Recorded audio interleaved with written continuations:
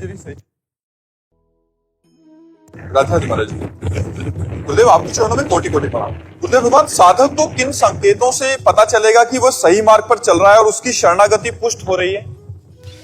जब असत विचार कम होने लगे, असत विचार माने संसार के निषिद्ध कार्य जिसे संत और शास्त्र रोकते हैं, उनका चिंतन कम होने लगे और भागवतिक चिंतन बढ़ने लगे, प्रभु से अपनापन होने लगे और रिश्ते नाते सब फीके लगने लगे, भजन में रुचि बढ़े और इंद्रियां संयम में होने लगे, तो समझना चाहिए कि हमारे ऊपर भगवान की विशेष कृपा है। जब कोई हमें अपमानित करे और हम उसे सह जाए, बदला लेने की भावना न रहे, निरंतर नाम जप चलता रहे, संसार के भोगों से वैराग्य हो, ये दृढ़ आशा हो कि इसी जन्म में भगवत प्राप्ति होगी, उत्साह के साथ भगवान के लीला चरित्र सुनने का मन में एक प्रेम हो और भगवान के धाम, पुरी, जितने तीर्थ है इनमें जाने का उत्साह हो, दूसरों को सुख देने की भावना हो, तो ये संकेत है कि इसी जन्म में भगवत प्राप्ति हो जाएगी। ये लक्षण है कि इसी जन्म में भगवत प्राप्ति हो जाएगी। गलत आचरणों से बचकर यदि हमारे अंदर ऐसे अच्छे उत्साह बढ़ने लगे तो हमारा जीवन भगवान के नजदीक पहुंच रहा है।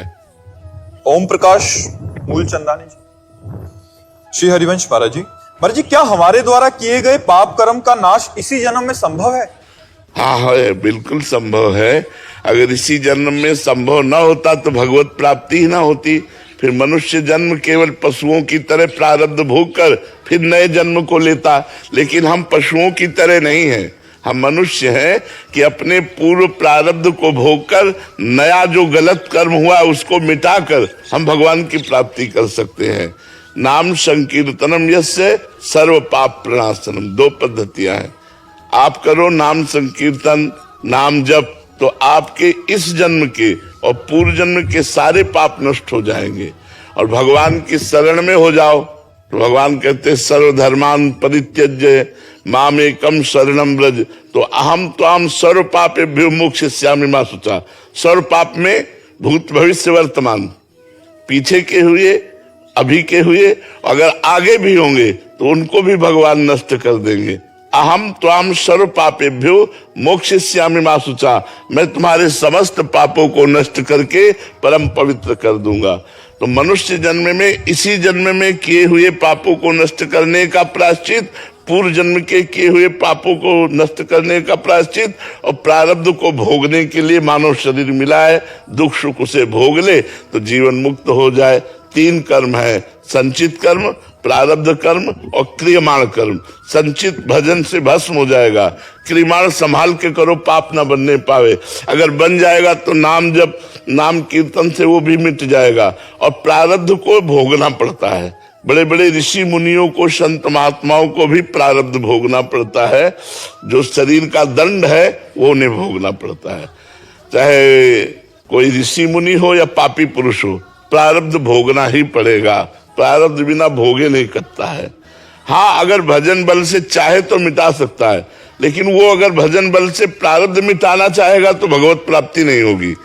तो भगवत प्राप्ति करनी है तो प्रारब्ध भोगना पड़ेगा। इसीलिए बड़े बड़े महापुरुषों को भी शारीरिक रोग भोगने पड़े। राहुल जी महाराष्ट्र से। राधे राधे महाराज जी। महाराज जी, हर महान भक्त को कष्ट सहना पड़ता है, पर मुझे तो सब अनुकूलता प्राप्त हो रही है, तो ऐसे में महाराज जी। तो अभी डिग्री की पढ़ाई अलग होती नहीं, ककाहरा की पढ़ाई अलग होती है। अब काका गागा पढ़ने वाला विद्यार्थी ही डिग्री में पहुंचेगा, लेकिन अभी डिग्री में थोड़ी पहुंचे हो। जब आपकी पढ़ाई आप भक्ति की चरम सीमा का स्पर्श करेगी तो जीना मुश्किल हो जाएगा। पूरा जीवन हो गया